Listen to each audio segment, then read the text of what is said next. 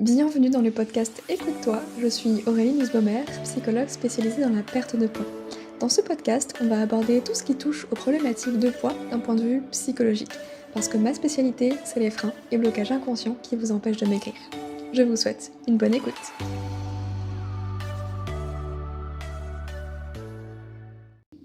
Bienvenue dans l'épisode numéro 87 du podcast Écoute-toi. Aujourd'hui, nous allons parler des signes que la nourriture a envahi notre esprit. Et pour commencer, j'avais simplement envie de vous poser quelques questions. Est-ce que ça vous est déjà arrivé de finir votre journée et de vous demander où est-ce qu'elle était passée? L'impression d'être épuisé, alors que pourtant vous n'avez pas forcément l'impression d'avoir vraiment avancé dans votre travail. Mais la seule chose par contre que vous savez, dont vous avez bien conscience, ce sont ces pensées autour de la nourriture. Vous savez ces fameuses pensées où on se dit «Ah, faudrait que je prenne un petit déjeuner salé ce matin. Ouais, mais en même temps j'ai tellement besoin de sucre, c'est tellement meilleur. De la confiture plutôt que des œufs au réveil.» Se poser la question à 10 heures, est-ce que je prends la viennoiserie que mon collègue a apportée pour fêter son anniversaire ou pas? En même temps, pourquoi se priver un anniversaire, hein, c'est une bonne occasion de se faire plaisir justement. Et après le fameux si seulement je savais me contenter d'un seul pain au chocolat. Voilà, j'en suis à mon deuxième et je pense déjà à prendre un croissant alors que j'aime même pas ça. C'est ridicule. Et puis à midi, à la cantine, frites ou haricots verts? Bon, vu que j'ai déjà mangé les viennoiseries ce matin, les haricots verts ce serait plus raisonnable. Mais en même temps, les frites c'est qu'une seule fois par semaine et j'adore ça. Bref, vous l'avez compris, c'est comme s'il y avait deux parties en nous, une qui sait ce qu'on devrait faire, et l'autre qui quand même est là toujours à nous tenter, à trouver des bonnes excuses pour nous faire craquer. Un peu comme s'il y avait la raison et le plaisir, d'un côté et de l'autre. En fait, la nourriture occupe tout votre esprit et crée une charge mentale telle que vous avez même plus d'espace psychique pour autre chose. C'est un peu comme si vous avez un verre qui était rempli d'eau, vous pouvez pas rajouter de l'eau sinon ça va déborder en fait. Et si votre verre il est déjà rempli, vous n'allez pas pouvoir rajouter grand chose à l'intérieur. Et c'est ce dont on va parler dans cet épisode, parce que j'ai relevé plusieurs signes en fonction de ce que mes clientes me rapportent, et j'espère que ça vous aidera à mettre de la conscience sur ces pensées, qui sont peut-être automatiques, peut-être même inconscientes, et vous le savez, la prise de conscience, c'est le premier pas pour le changement. Donc ça me semblait important de les évoquer avec vous, juste pour que vous puissiez réfléchir si effectivement vous vous reconnaissez là-dedans ou pas du tout, et juste vous questionner pour cheminer. Le signe numéro 1, c'est le fameux «ça me pollue l'esprit». C'est quand la nourriture est un sujet quotidien, c'est que vous y pensez en permanence, vous avez l'impression de penser qu'à ça. Et le pire, c'est que vous avez l'impression de perdre du temps justement sur ces sujets-là autour de la nourriture, à vous poser mille et une questions, à vous prendre la tête, alors que c'est des sujets que la plupart des gens qui n'ont pas de soucis avec le poids, la nourriture, tout ça, ne se posent même pas. C'est pas juste la fameuse question «Qu'est-ce qu'on mange ce soir?», ça va bien au-delà de ça. C'est anticiper chaque repas et en mangeant même quelque chose là maintenant tout de suite, c'est anticiper la prochaine prise alimentaire. C'est même pas juste anticiper le prochain repas, c'est penser déjà à la prochaine bouchée qu'on va mettre dans la bouche avec en même temps d'un côté cette petite voix qui nous dit «Ah vas-y, t'as bien mérité tout ça, fais-toi plaisir», etc. Et de l'autre côté, il y a ce petit diable qui dit: «Franchement, tu aucune volonté, t'abuses, voilà, faut pas t'étonner, si t'arrives pas à maigrir.» Et tout ça, c'est beaucoup de place, mentale, c'est vraiment une espèce de charge mentale, hein, finalement, qui ne laisse pas la place à d'autres sujets. Vous savez, les projets peut-être de vacances ou des projets personnels ou envisager une reconversion professionnelle, ce genre de choses. Peut-être qu'aujourd'hui, vous ne vous plaisez pas dans votre travail, mais vous avez juste pas l'espace pour y penser, pour penser à changer ça dans votre vie, parce que juste la nourriture prend toute la place. C'est un peu comme si vous aviez un compagnon de route là qui, le soir dans le lit, dormait en plein milieu, et vous étiez juste au bord là, et du coup, non seulement vous dormez pas super bien, c'est inconfortable, et vous êtes fatigué le matin parce que vous avez pas pu vous reposer correctement. Bah, c'est un peu ça. C'est encore une fois comme s'il y avait un disque, qui tournait en boucle dans votre tête, et c'est une musique que vous détestez, mais que vous pouvez pas arrêter, donc vous êtes obligé de la subir. Je vais arrêter là avec mes métaphores, je pense que vous avez compris un petit peu l'idée. Donc le signe numéro 1, c'est vraiment le fait que la nourriture occupe toute la place, et il y a vraiment cette idée de ça me pollue l'esprit, parce que ce sont pas des pensées agréables ou des pensées qui font du bien, c'est plus le genre de pensée qui nous prend la tête, en fait, tout simplement. Le signe numéro 2 que je voulais aborder avec vous, c'est le fait de se poser le soir, de se coucher et de faire un peu le bilan de la journée et de se dire j'ai encore une fois raté. J'ai pas fait ci, j'ai pas fait ça, et puis du coup, ça enchaîne sur une envie de grignoter quelque chose parce que de toute façon foutu pour foutu, encore une fois j'ai raté ma journée, et de se dire bon allez demain on se reprend, c'est sûr, ce sera une bonne journée, aucun écart, donc on planifie tout, le petit déjeuner, le repas du midi, une collation, le repas du soir, et on essaye de s'y tenir, sauf que le lendemain c'est l'anniversaire encore d'un autre collègue, donc foutu pour foutu. Si vous prenez une viennoiserie, vous allez vous dire bon tant pis, ça sert à rien de faire attention, je viens déjà de tout ruiner.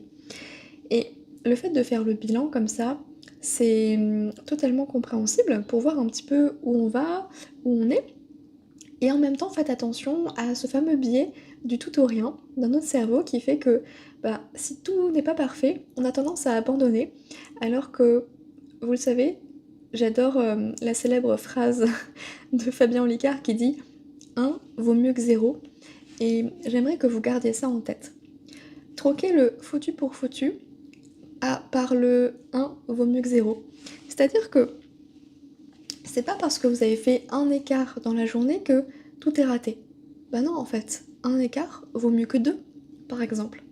L'idée, c'est pas d'être dans le contrôle, hein, je vais en parler tout à l'heure, mais c'est plutôt de relativiser et de pas catégoriser les choses en tout ou rien, en parfait ou imparfait. Parce qu'en réalité, vous le savez déjà, hein, je vous le répète quand même, mais la perfection n'existe pas.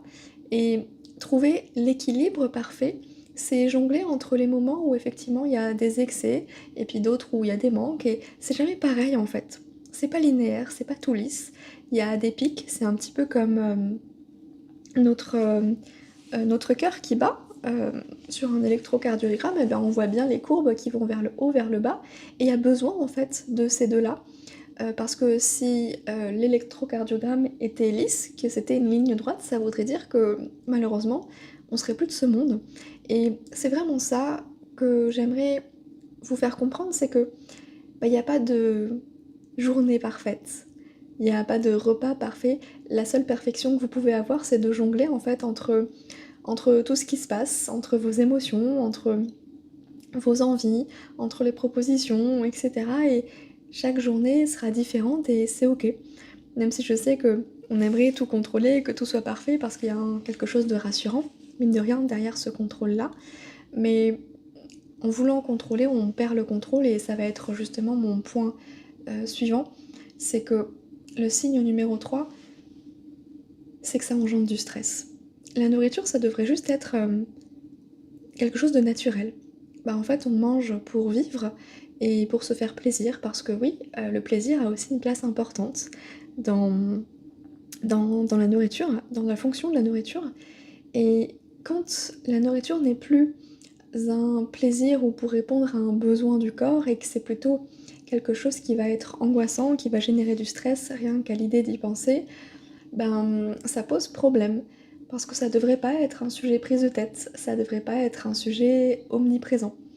Et si vous vous reconnaissez un peu dans ces signes, c'est justement que la nourriture n'est plus à sa juste place, mais qu'elle est devenue obsessionnelle. Et je vous le disais tout à l'heure, à vouloir la contrôler, c'est elle qui finit par nous contrôler, en fait. Et c'est pour ça que, pour apaiser sa relation à la nourriture, il faut accepter de lâcher prise.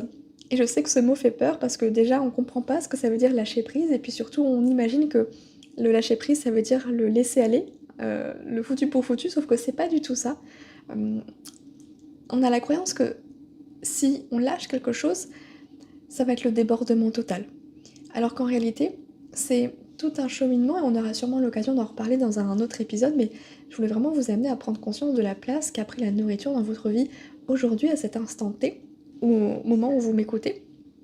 Et c'est ok en fait, le but c'est pas de vous juger, mais juste de faire un état des lieux, de voir en fait que le contrôle qui vous a aidé un temps est devenu aujourd'hui une stratégie inadaptée.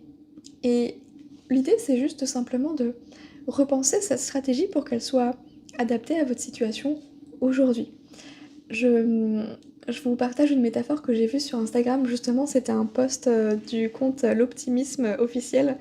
C'est une image d'une personne qui tient un verre d'eau dans sa main.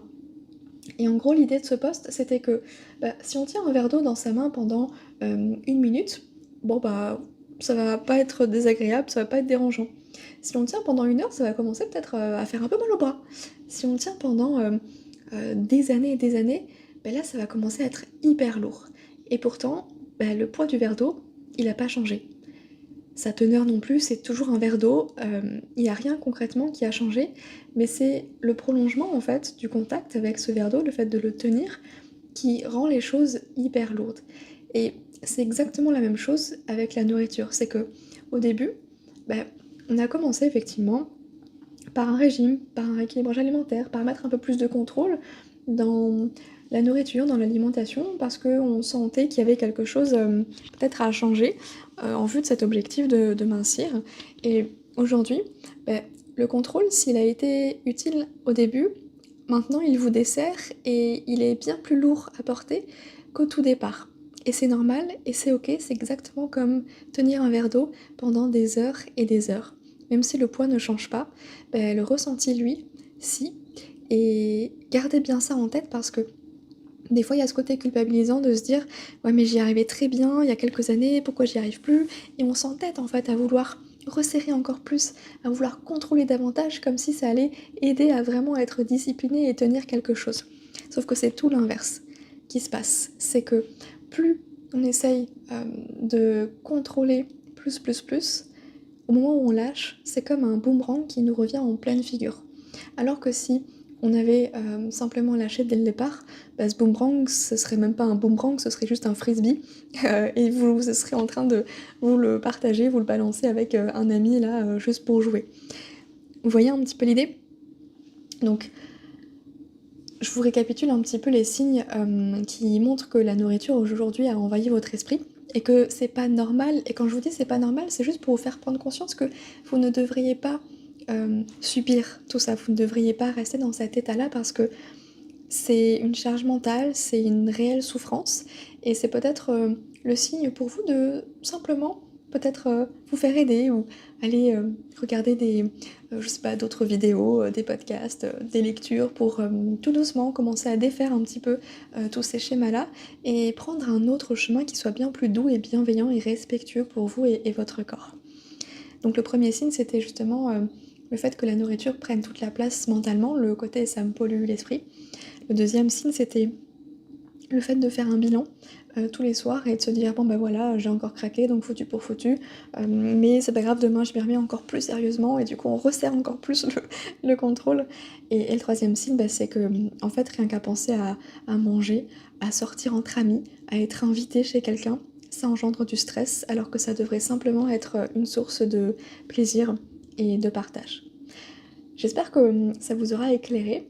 N'hésitez pas à me suivre sur Instagram pour plus de partage comme ça sur le sujet. En plus, on peut plus échanger sur Instagram en commentaire ou en message privé. Et n'hésitez pas, si vous le souhaitez, à partager également cet épisode pour sensibiliser en fait à ce sujet-là. Et moi, je vous retrouve dès la semaine prochaine pour un nouvel épisode. En attendant, prenez soin de vous et je vous dis à très bientôt. Si vous avez aimé l'épisode, n'hésitez pas à le noter sur votre plateforme d'écoute pour participer à la diffusion de ce message et bien sûr partagez-le aux personnes qui ont besoin d'entendre qu'elles ne sont pas seules et que c'est pas parce qu'elles ont tout essayé que c'est perdu. Il y a toujours un chemin caché à emprunter. Je vous propose justement une approche plus psychologique avec Mincir Autrement. Merci pour votre soutien, prenez soin de vous.